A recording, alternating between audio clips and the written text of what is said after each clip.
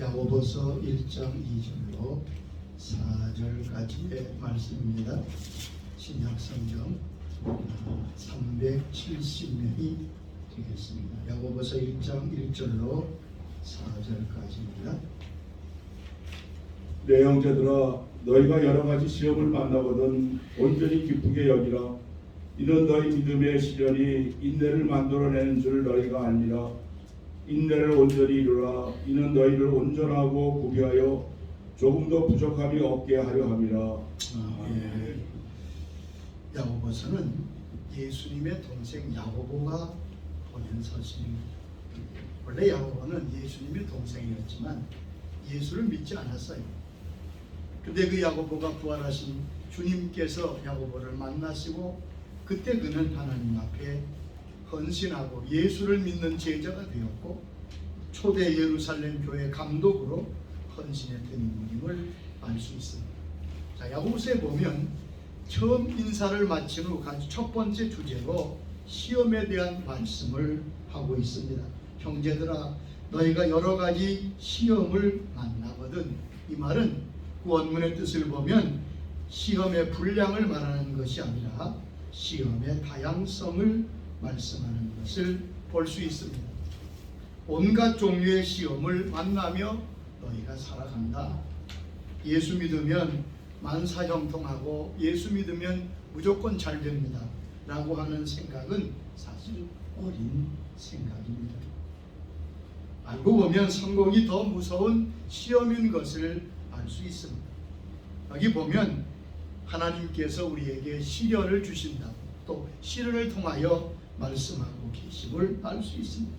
우리말 성경에는 모든 것을 시험이라고 번역했지만 그러나 성경의 원문을 읽어보면 시련과 시험, 테스트와 트라이, 그리고 템프테이션, 그렇게 이 시련과 시험으로 나누어져 있음을 우리는 이해할 필요가 있습니다. 시련은 주로 외적인 것입니다. 그러나 시험은 내적인 것입니다. 또 시련은 목적이 선한 반면에 시험은 유혹해서 타락시키는 데 목적이 있습니다. 시련은 그것을 통해 믿음을 성장하는 데 목적이 있지만 시험은 상대방을 유혹하여 범죄케 하는 데 그 목적이 있습니다. 시련은 하나님이 허용하시고 허락하신 것입니다. 그러나 시험은 하나님께로부터 온 것이 아닙니다. 여기 12절 이하에 보면 시험은 하나님이 주시지 않고 하나님은 시험 받지도 아니하신다고 말씀했습니다. 사탄이 주거나 자기 욕심에 끌려서 일어나는 것임을 알 수 있습니다. 시련은 끝까지 참고 견뎌야 이길 수 있는 것입니다. 그러나 시험은 싸워서 물리쳐야 될 것을 말씀하고 있습니다. 자, 여기 보면 너희가 여러 가지 시험을 만나거든. 자, 우리는 이 시련을 축복으로 받아들일 줄 알아야 될 것입니다. 성경에서 시련을 무엇이라고 말씀합니까? 첫째, 시련과 고난이 없는 인생은 없다는 것을 명심하시기 바랍니다. 성경 어디에도 너희가 시련이 없고 고난이 없다 그렇게 말씀하신 부분은 없습니다. 자, 요한복음 16장 33절의 말씀을 우리 읽어보겠습니다. 세상에서는 너희가 환난을 당하나 담대하라. 내가 세상을 이겨노라. 그렇죠. 너희가 세상에서 뭘 당한다고요? 환난을 당하나 담대하라. 내가 세상을 이겨노라. 의인들은 고난받지 않는다고 여기죠. 그러나 의외로 많은 고난이 있다고 성경은 말씀하십니다. 시편 34장 19절의 말씀이죠. 의인은 고난이 많으나 여호와께서 그의 모든 고난에서 건지시는도다. 의인은 고난이 많으나, 우리 생각과 좀 다르잖아요.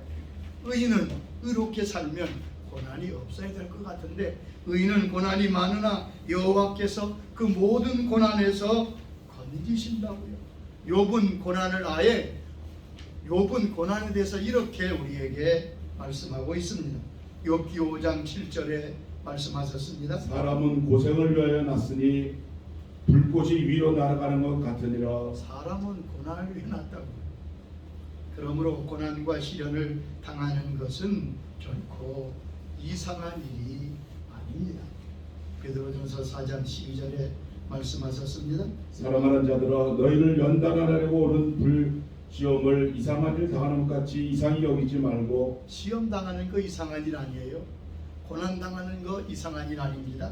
빌립보 1장 29절에도 그리스도를 위하여 너에게 은혜를 주시는 것은 다만 그를 믿을 뿐 아니라 그를 위하여 고난도 받게 하려 하심이라고 말씀하셨습니다. 여러분 어려움 당할 때 고난 당할 때 이상하다 그렇게 생각하지 말아야 된다. 그 당연한 거예요. 고난이 있습니다.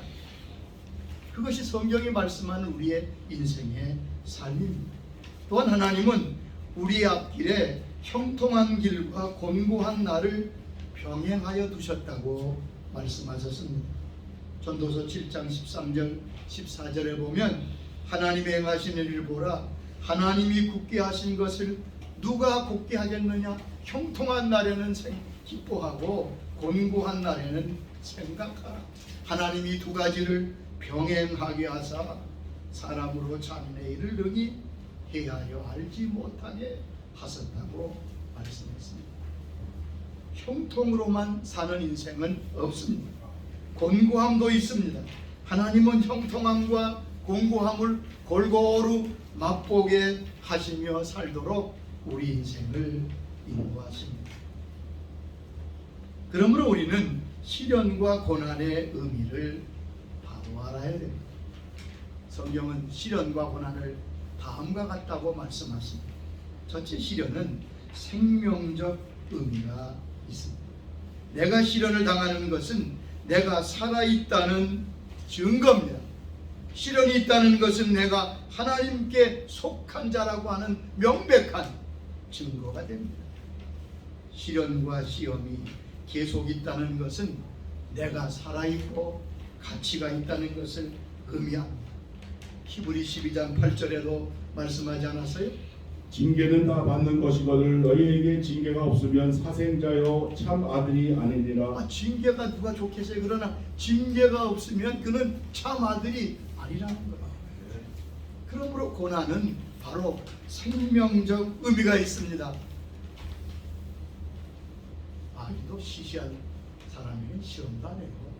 내가 계속하여 시련과 시험이 있다는 것은 생명적 의미가 있다는 걸 기억하시고 내가 아직 가치가 있고 살아있구나 그렇게 받아들이셔야 돼요. 또 시련은 교육적 의미가 있습니다. 시련은 하나님이 우리를 하나님의 사람으로 만들어가는 과정입니다. 하나님 우리를 사랑하셔서 여러 과정을 통하여 교육하십니다. 그것이 우리가 겪는 시련의 과정입니다. 신명기 8장에는 하나님 이스라엘 백성을 40년간 광야로 인도하셨습니다. 그들이 걷고 싶어 걸은 게 아니에요. 그들의 뜻이 아니었습니다. 하나님은 그들을 40년 동안 교육하여 인도하셨습니다. 신명기 8장 2절에 이렇게 말씀했습니다. 내 하나님 여호와께서 이 40년 동안에 내게 광야길을 걷게 한 것을 기억하라. 내 하나님 여호와께서 40년 동안 내게 광야길을 걷게 하신 것을 기억하라. 하나님이 걷게 하셨, 즉 하나님의 교육 프로그램에 의해서 걸었다는 말씀입니다. 왜 광야길을 걷게 하셨어요? 8장 2절에 이렇게 말씀했습니다. 이는 너를 낮추시고 그렇습니다. 이는 너를 낮추시고 겸손하게 하려고 광야길을 걷게 하십니다. 항상 여러분 시련과 역경이 오면 제일 먼저 우리가 짚어볼 것은 내가 어디에서 교만했는가. 시련을 빨리 이기는 비결도 여기 있습니다. 빨리 낮아지고 빨리 낮추면 시련은 빨리 지나가요. 왜요? 여기는 너를 낮추시고 하나님은 교만한 자에게 은혜를 주실 수가 없는 거예요. 그러므로 겸손한 자는 사실 시련이 별로 없습니다. 그러니까 우리가 겸손해지려고 겸손케 하시려고 우리를 고난을 주신다는 말씀. 광야를 지나면서 하나님을 배우게 합니다. 하나님이 어떠신 분인 걸 배우게 하고 자기 자신을 보게 하십니다. 그리고 마지막 결론은 신명기 8장 16절에 가면 마침내 우리에게 복을 주시기 위해 이 과정을 겪게 하신다고 말씀하셨습니다.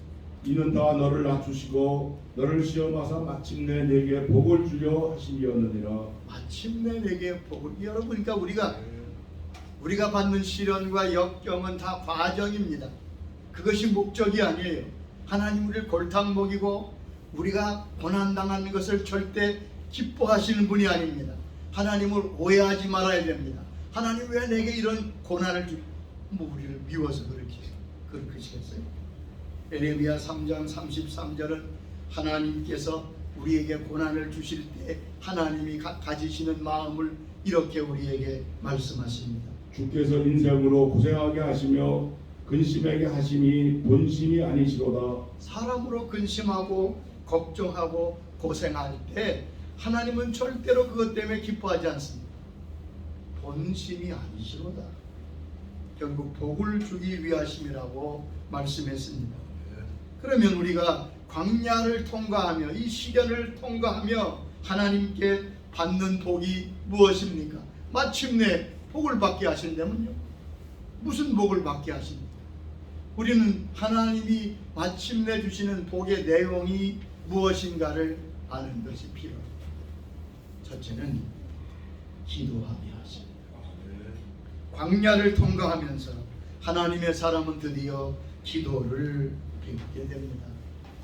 여러분, 기도처럼 하나님과 우리와의 중요한 관계가, 기도는 하나님과 우리와의 소통의 도구가 바로 기도입니다. 기도하면서 우리는 드디어 기도를, 광야를 통과하며 시련당하며, 여러분 잘 보세요. 다 기도하죠. 그러나 진짜 기도는 언제 합니까? 어려움을 당하고 시련을 만나고 고난 중에는 진짜 기도합니다. 기도가 무엇입니까? 신명기 4장 7절에 분명히 말씀하셨습니다. 우리 하나님 여호와께서 우리가 그에게 기도할 때마다 우리에게 가까이 하신 것 같이 그 신이 가까이 함을 얻은 큰 나라가 어디 있느냐? 이게 뭐라고 그랬어요? 우리가 그에게 기도할 때마다 하나님이 우리에게 가까이 오신다. 하나님이 우리가 가까이 오시는 비결은 기도인데 기도를 하지 않습니다. 시련과 역경은 우리로 하여금 기도하게 하십니다. 무릎 꿇게 하십니다. 사람이 진짜 기도하는 순간은 고난과 시련을 겪을 때 아니에요. 평상시 하나님을 찾지 않던 사람, 어려움을 당하면 주 앞에 나와 부르짖고 기도하는 사람, 기도를 배우게 됩니다. 그러니까 여러분, 시련은 우리로 하여금 기도하게 합니다.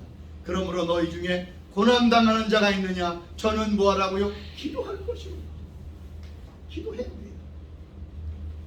그러므로 시련은 우리에게 마침내 복이 됩니다.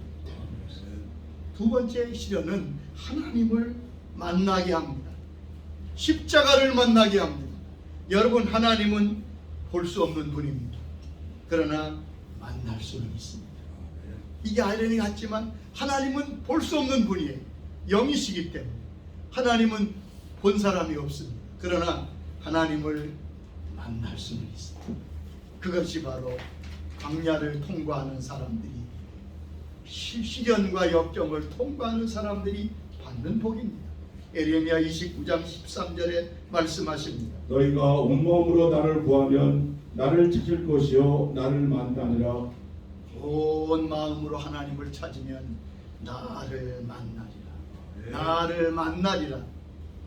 기도 가운데 하나님을 만나고 시련 가운데 하나님을 만납니다. 야곱은 약복강에서 하나님을 만났습니다. 그래서 그의 삶은 변화가 되었습니다. 우리가 하나님을 만나는 것처럼 큰 축복이 어디 있겠습니까? 세 번째, 시련이 주는 복은 자신이 하나님 앞에서 준비되게 됩니다. 준비되는 거예요.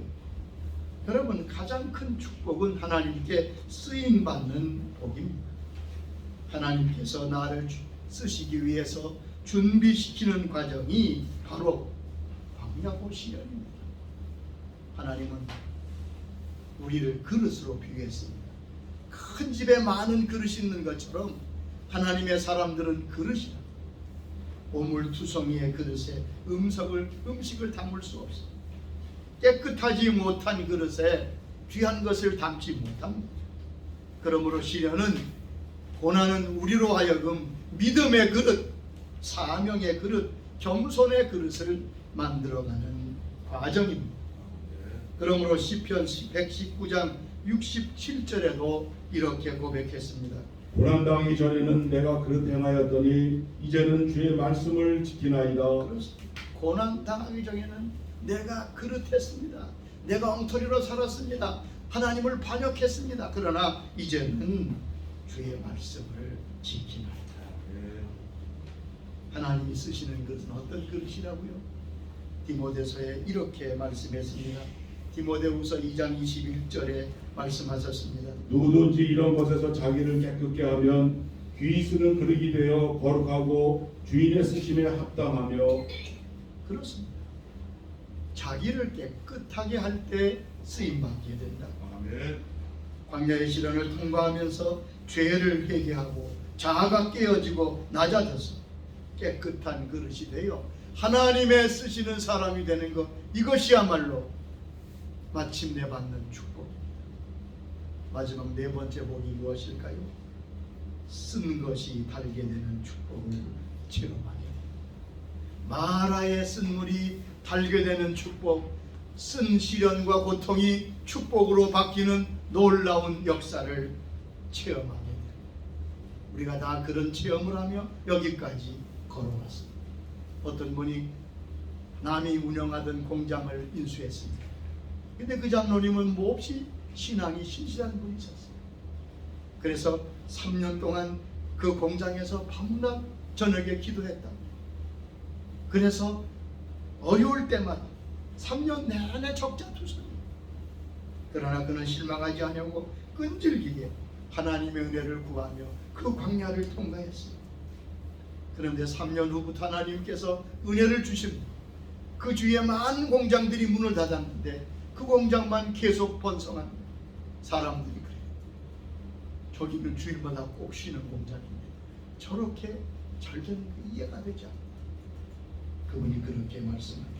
하나님이 그동안 나에게 시련을 주셨습니다. 3년 동안 나는 하나님 앞에 내 믿음을 점검받았습니다. 이제 하나님 놀랍도록 역사하고 계십니다.